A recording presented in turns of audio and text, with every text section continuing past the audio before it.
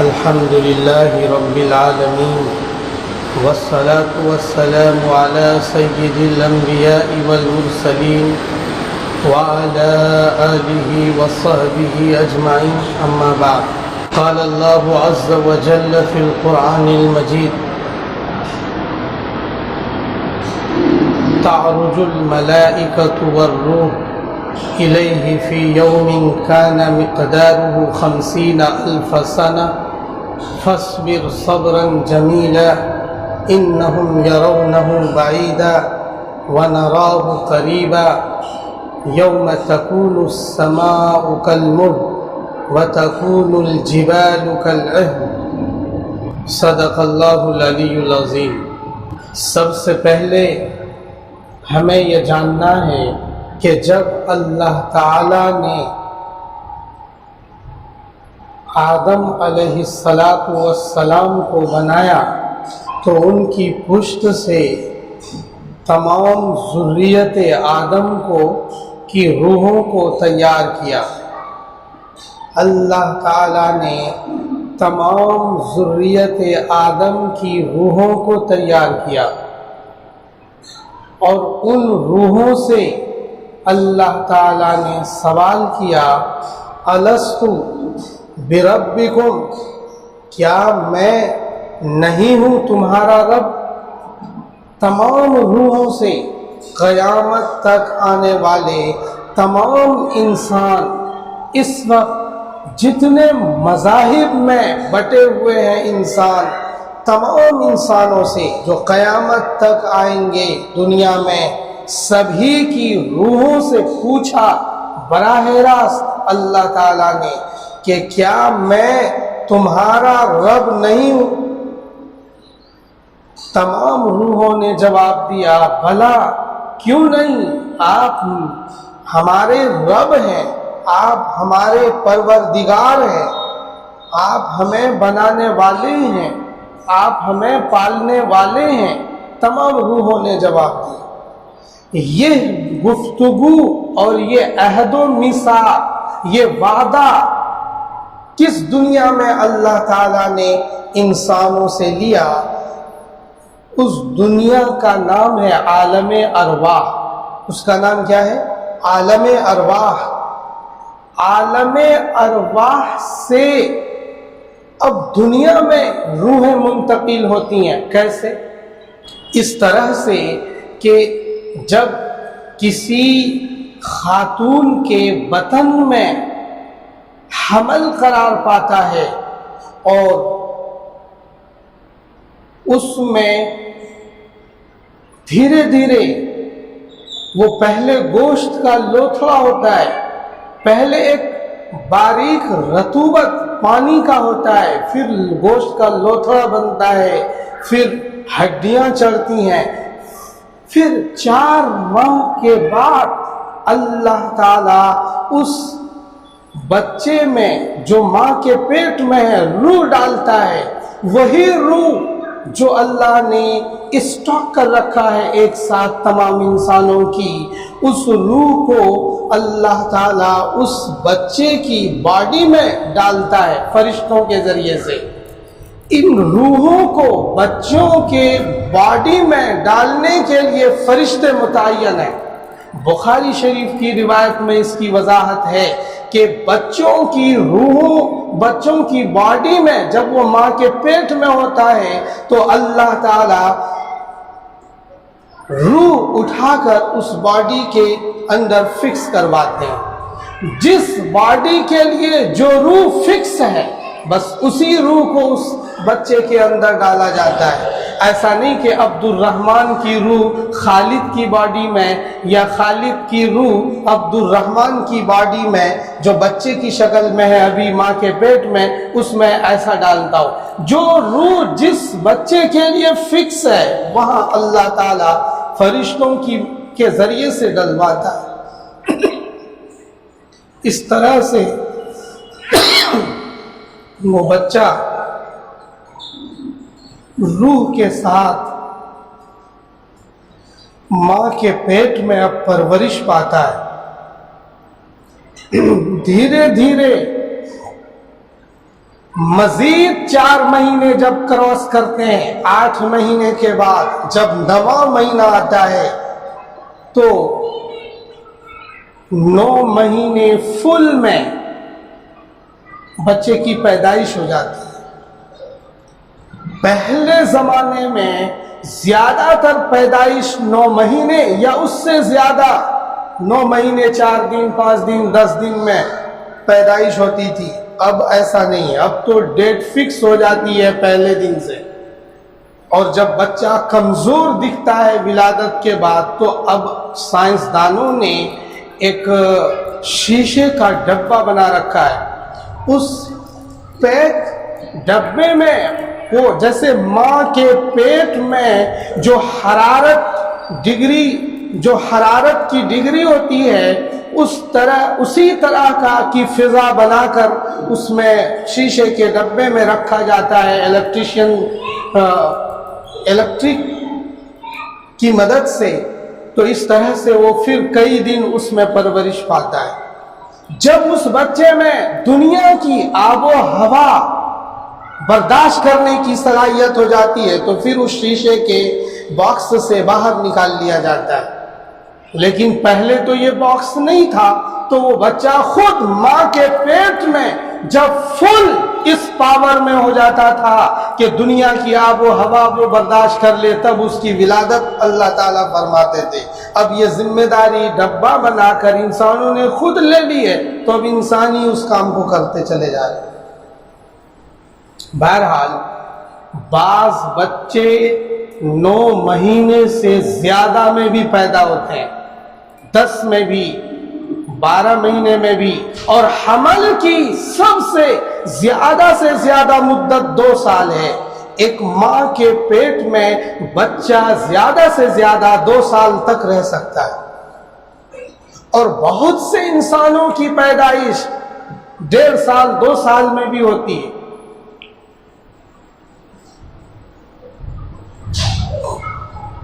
میں یہ بتانا چاہ رہا تھا کہ عالم ارواح سے روح اللہ تعالی ماں کے پیٹ میں جو بچہ ہوتا ہے اس کے اندر ڈال دیتا ہے، پھر وہ دنیا میں آتا ہے۔ اب اس روح کے ساتھ جو بچہ دنیا میں آیا اس کا نام ہم عبد الرحمن، عبداللہ، ابو بکر وغیرہ وغیرہ رکھتے ہیں۔ پھر یہ ایک پروسیس کے ساتھ بڑا ہوتا ہے، جوان ہوتا ہے، بوڑھا ہوتا ہے، یا بڑھاپے سے پہلے اللہ تعالی پھر اس روح کو واپس لے لیتا ہے۔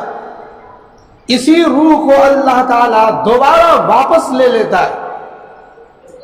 یہ جو روح کی واپسی ہے اسی کا نام موت ہے۔ اسی کو کیا کہتے ہیں؟ موت۔ اور موت جس طرح روح ڈالنے کے لیے فرشتے ہوتے ہیں، ایسے ہی روح نکالنے کے لیے فرشتے ہوتے ہیں اسی باڈی سے۔ جو فرشتے روح نکالتے ہیں اس کو ملک الموت کہتے ہیں۔ ملک مینس فرشتہ، موت کا فرشتہ، موت کا فرشتہ، ملک الموت جو روح نکالتا ہے اس کو ملک الموت کہتے ہیں۔ اب ملک الموت کتنے ہیں؟ روح نکالنے کے لیے ایک نظام ہے، ایک اتھارٹی ہے، ایک اتھارٹی ہے جس کا کام ہے روح نکالنا۔ اس اتھارٹی کا جو آفیسر فرشتہ ہے، جو نگراں فرشتہ ہے، اس کو ہم کہتے ہیں اسرائیل۔ اس کو ہم کیا کہتے ہیں؟ اسرائیل۔ اور اسرائیل فرشتے کی اتھارٹی میں بے شمار فرشتے روح نکالتے ہیں۔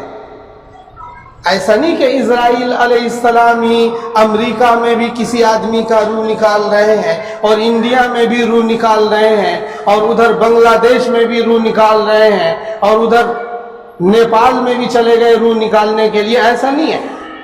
اس اتھارٹی کی نگرانی میں بے شمار فرشتے کام کرتے ہیں، اور سب کو ملک الموت کہا جاتا ہے۔ جو بھی موت کا فرشتہ ہے، جن کو بھی روح نکالنے کی ذمہ داری دی گئی، وہ سب ملک الموت ہے۔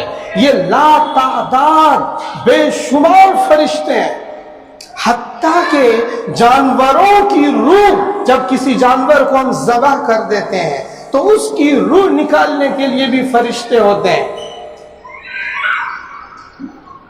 وہ روح نکالتے ہیں۔ یہاں ایک لطیفہ،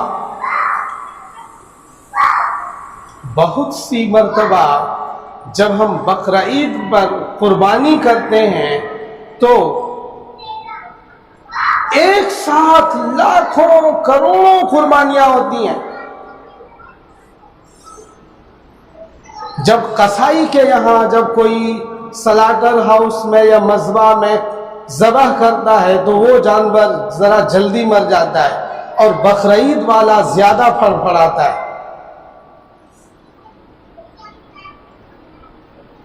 تو لوگوں نے لطیفہ بنایا کہ فرشتے بزی چل رہے ہیں، بھئی ایک ساتھ کتنوں کی روح نکالیں گے وہ؟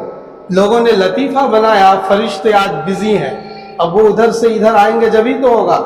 ابھی تو عبد الرحمن کے یہاں بکرے کی روح نکل رہی ہے، اب ادھر نکلے گی۔ تو لوگوں نے یہ لطیفہ بنا دیا ہے، یہ حقیقت نہیں ہے۔ بے شمار فرشتے اللہ تعالیٰ نے روح نکالنے کے لیے بنایا ہے۔ میں یہ بتانا چاہ رہا ہوں کہ ایک عالم ارواح ہے، اور اس کے بعد عالم ارواح سے ہماری روح ماں کے پیٹ میں عالم برزخ پارٹ 1، عالم برزخ کے 2 پارٹ ہے۔ ایک ماں کا پیٹ بھی عالم برزخ کی طرح ہے، اور پھر عالم دنیا، اس دنیا میں انسان آتا ہے، پھر اس دنیا سے کراس کر کے پھر پارٹ 2 عالم برزخ میں چلا جاتا ہے، اور پارٹ 2 عالم برزخ کی کنیکٹیویٹی عالم آخرت سے زیادہ ہے، بہت قریب ہے۔ عالم برزخ یعنی عالم قبر، یعنی قبر کی دنیا، یہ عالم آخرت سے بالکل متصل، اتنا متصل ہے کہ جب ہم بندے کو قبر میں رکھ کر آتے ہیں تو اللہ تعالیٰ اس کے اعمال کی بنیاد پر، اگر اچھا بندہ ہوتا ہے تو جنت کی کھڑکیاں کھول دیتے ہیں اور ہوائیں آتی رہتی ہیں، جنت کے مناظر اور ان کے احکامات کو وہ دیکھتا ہے، اور برا بندہ ہوتا ہے تو جہنم کے مناظر، جو شرارے اٹھتے ہیں جہنم میں، جب آپ چولہا جلاتے ہو تو اس میں آگ کے شرارے اٹھتے ہیں، چھوٹے چھوٹے شرارے اٹھتے ہیں، اور جہنم کے جو شرارے ہیں وہ بڑے بڑے اونٹوں سے بھی بڑے بڑے شرارے اٹھتے ہیں۔ وہ شرارے ان کھڑکیوں سے عالم قبر میں پہنچتا ہے، جسے قبر کا عذاب کہا جاتا ہے۔ تو اس طرح سے عالم قبر اور عالم برزخ کا جوڑ عالم آخرت سے بہت زیادہ قریب ہے۔ دھیرے دھیرے جب یہ دنیا اینڈ ہو جائے گی تو اللہ تبارک و تعالی ایک دن بنائے گا، اور وہ دن کیسا ہوگا؟ ابھی تو ڈے نائٹ کا ایک نظام چل رہا ہے، دن آ رہا ہے، رات آ رہی ہے، ایک ڈے نائٹ کا نظام چل رہا ہے۔ وہ دن بڑا لمبا اور بڑا اسپیس، اللہ نے فرمایا تعرج الملائکۃ والروح، اس دن میں فرشتے اور روح القدس یعنی جبریل سب اللہ کی طرف چلے جائیں گے۔ فی یوم کان مقدارہ 50,000 سنہ، اس دن میں جس کی مقدار 50,000 یعنی 50,000، 50,000 سنہ 50,000 ایئرس، 50,000 سال کے برابر وہ دن ہوگا، 50,000 ایئرس کا وہ دن ہوگا۔ جس میں جو اینڈ ہوگا، جو لاسٹ ڈے ہوگا، اس دنیا کا جو لاسٹ ڈے ہوگا وہ 15,000 ایئرس کا ہوگا، یعنی 50,000 سال کے برابر ہوگا۔ جب اللہ تعالی پہلی مرتبہ سور پھکوائے گا اسرافیل سے، دنیا تہس نہس ہوتی چلی جائے گی، دنیا ختم ہوتی چلی جائے گی، سورج ٹوٹتا ہوا چلا جائے گا، ستارے جھڑتے ہوئے چلے جائیں گے۔ اذا السماء انفطرت واذا الكواكب انتثرت واذا البحار فجرت واذا القبور بعثرت۔ اللہ تعالیٰ نے بہت سی آیتوں میں اس منظر کا نقشہ کھینچا ہے کہ کیسا وہ منظر ہوگا۔ آسمان کو اللہ لپیٹے گا، بالکل لپیٹ کر اپنی مٹھی میں لے گا، اور بحر سمندر میں اللہ پھینکے گا، سارا سمندر شعلوں سے بھر جائے گا۔ اللہ تعالیٰ سورج کو سمندر میں پھینکے گا، اس طرح سے نظام درہم برہم ہوگا۔ پھر ٹھیک 40 سال کے بعد دوسری مرتبہ سور پھونکا جائے گا۔ جب دوسری مرتبہ سور پھونکے گا، اللہ تعالیٰ پھکوائے گا اسرافیل سے، اس سے پہلے یہ بارش ہوگی، جیسے ابھی بارش ہو رہی ہے اسی ٹائپ کی بارش ہوگی، اور یہ بارش ایسی ہوگی جو زمین کو تر و تازہ کر دے گی۔ پھر اللہ دوسری مرتبہ جب سور پھکوائے گا، سارے انسان، وہ جو روح فرشتے ملک الموت کی اتھارٹی نے نکالی تھی، وہ واپس اسی باڈی میں چلی جائے گی، جو باڈی کبھی مٹی بن گئی تھی، جو گوشت کیڑوں کے نظر ہو گیا تھا، جو ہڈیاں خاک میں مل گئی تھی، جو ہمارا سارا جسم مٹی میں مل چکا تھا، ریزے ریزے ہماری ہڈیاں ریزے ریزے ہو گئی تھیں، ان تمام ریزوں کو، ان ذرات کو اللہ تعالیٰ نکالے گا واپس اس بارش کی مدد سے، اور اللہ دوبارہ اس روح کو اس میں ڈال دے گا جس سے انسان تیار کھڑا ہوگا۔ اس کو کہتے ہیں نشأت ثانیہ، اسے کہتے ہیں معاد، دوبارہ روحوں کی واپسی، اسے کہتے ہیں معاد، دوبارہ روحوں کی واپسی۔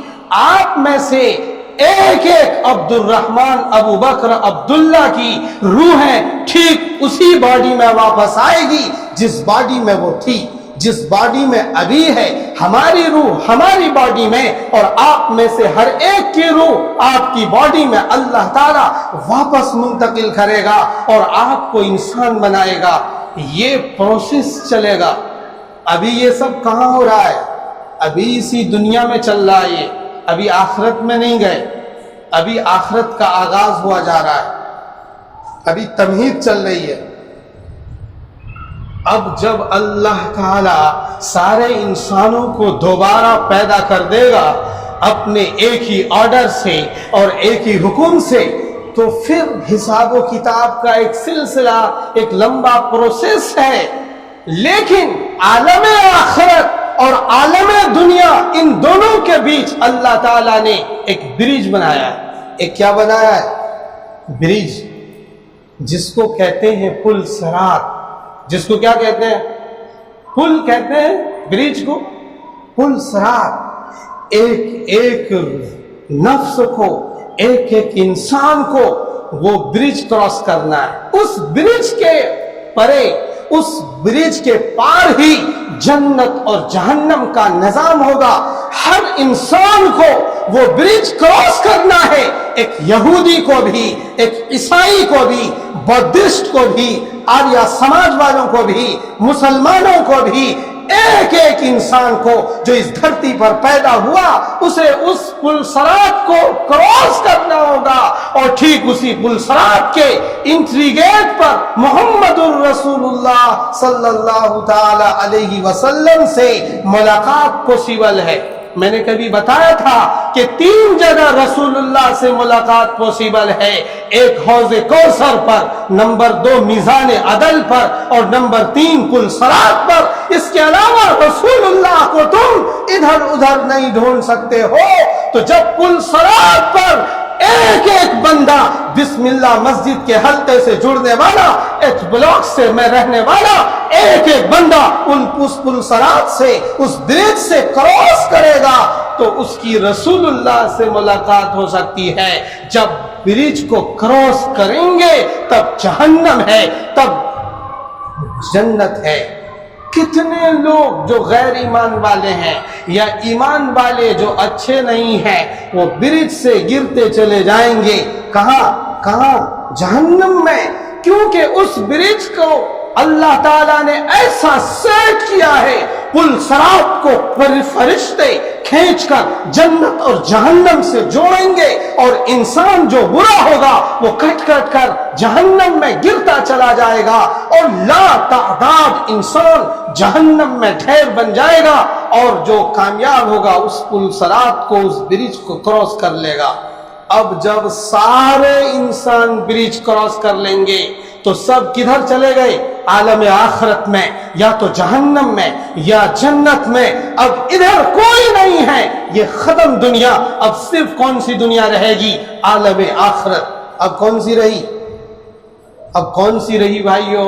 عالم آخرت رہی۔ اب عالم دنیا، یہاں کا سارا فنڈامنٹل ختم ہو گیا، اب صرف عالم آخرت کا نظام ہے۔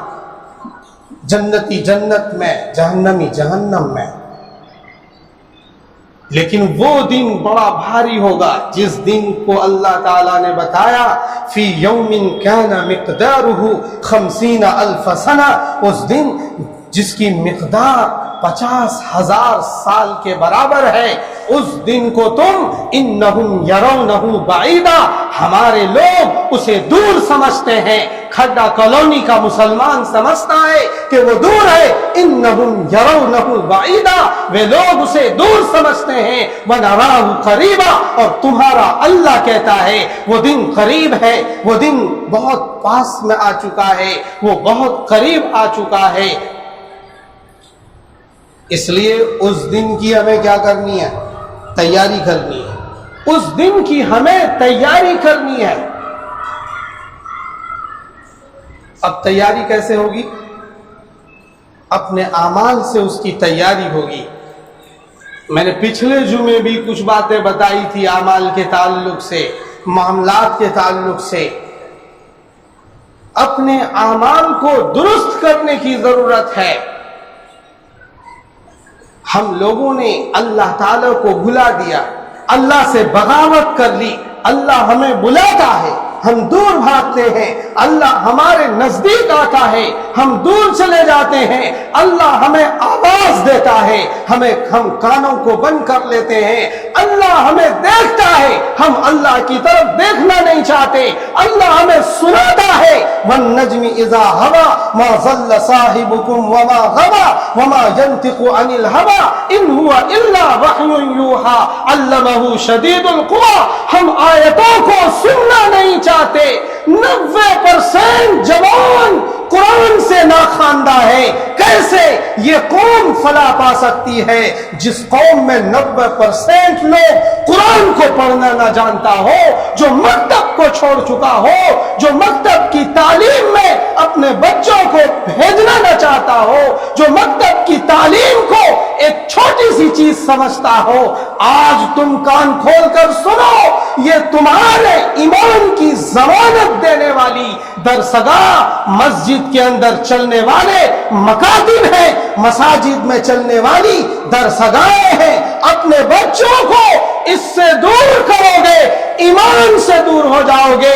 تمہیں یاد نہیں ہے؟ یاد کرو حضرت یعقوب علیہ السلام کو، یاد کرو اسحاق علیہ السلام کو، یاد کرو اسماعیل کو، یاد کرو ابراہیم کو، جس کے باپ بھی پیغمبر تھے، جس کے دادا بھی پیغمبر تھے، جن کی اولاد بھی پیغمبر تھی۔ ان کی اولادوں کی اولادوں میں، ان کی نسلوں میں جب کفر کا غلبہ ہوا تو ساری قوم کفر کی طرف چلی گئی۔ بتاؤ تم ان لوگوں کی پرورش کیسی ہوئی ہوگی جن کا دادا بھی پیغمبر، جن کا باپ بھی پیغمبر، جن کا چچا بھی پیغمبر، جن کا رشتہ دار بھی پیغمبر۔ ان کے گھر کا ماحول कितना पुर ईमान होगा, ईमान से भरा हुआ होगा, तब भी उनकी नस्लों में ईमान से दूरी होकर कुफ्र की तरफ उनकी नस्लें चली गई। हम तुम समझते हो ऐसा ही चलता रहेगा। कुफ्र के बादल तुम पर बिल्कुल छाए जा रहे हैं, कुफ्र की चीजें तुम पर आई जा रही है। आज जिहालत के तौर पर हमारे बीच कई चीजें पनप रही है। एक तो ये कि हम अपने बच्चों को कुरान की तालीम देने में सुस्त पड़े चले जा रहे हैं। आज हम कुरान की तालीम देने में इतने सुस्त हो गए कि हमने ट्यूटर ढूंढना शुरू कर दिया कि मेरे घर पर आकर तुम मेरे बच्चे को नूरानी कायदा पढ़ाओ। इस तरह से तालीम नहीं होती। क्या तुम स्कूलों से हटाकर 12वीं करा सकते हो अपने बच्चों को? क्या कॉलेज से हटाकर अपने बच्चों को अच्छी तालीम दे सकते हो? तालीम तो इज्तिमाई तौर पर होती है, इल्म तो इज्तिमाई दरसगाहों में आता है, इल्म तो मेजॉरिटी में आता है, इल्म तन्हाई में नहीं आता। तुम सोचते हो कुरान तन्हाई में पढ़ ले मेरा बच्चा, तुम अपने घर में ट्यूशन लगाते हो, मकतब नहीं भेजना चाहते अपने बच्चों को, मसाजिद के मकातिब में भेजो। ये मकातिब तुम्हारी नस्लों की ईमान की जमानत लेता है। आज नहीं, जब मौलाना इलियास रहमतुल्लाह अलैह थे तब अल्लाह ताला ने उनसे ये कहलवाया कि मकातिब में अपने बच्चों को भेजो, और ये सारी तरतीब तहरीक चलवाई। जब अकाबिरे देवबंद ने ये समझा कि अब कुफ्र का बादल डगमगाने लगा, हमारे ऊपर छाया जाने लगा, तो मदारिस और मकातिब का जाल इन उलमाओं ने बिछाया तुम्हारे ईमान की हिफाजत के लिए। तुम सोचते हो मदरसे इसलिए बनते हैं कि ये जोक दिलाएंगे, मदरसे और मकतब इसलिए खुलते हैं कि तुम्हें पैसे कमाने का हुनर बताएगा, मदरसे मकतब इसलिए बनाए जाते हैं कि तुम्हारी नौकरियां लगेंगी। नहीं, ये मकतब इसलिए बनते हैं कि तुम्हारे ईमान की हिफाजत की ये जमानत लेता है। वो देखो, एक लड़की के सर पर बुर्का है, उनकी बॉडी पर उनके दुपट्टे हैं। एक देखो लड़के पर उनके सर के ऊपर टोपियां आ रही है। वो देखो कुर्ता पाजामा पहनकर चला जा रहा है। अगर ये मकतब मदरसे ना होते तो आज ये टोपियां ना होती, ये नकाब ना होता, ये बुर्का ना होता, ये जाहिरी ईमान का शिआर ना होता। ये क्यों है? इसलिए कि ये मकातिब और मदारिस ने अपने मिशन की जाहिरी मेहनत की है, और बातिनी मेहनत तो इल्म है, बातिनी मेहनत तो इल्म है।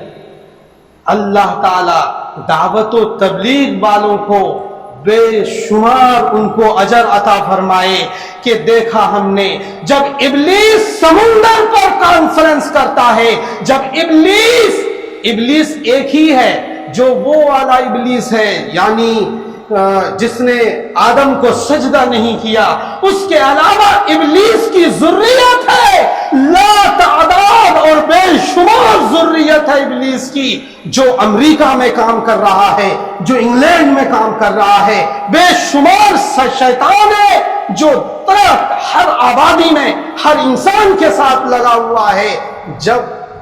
अब इब्लीस आलिमुल गैब नहीं है, इब्लीस को क्या पता कि बिस्मिल्लाह मस्जिद में क्या चल रहा है।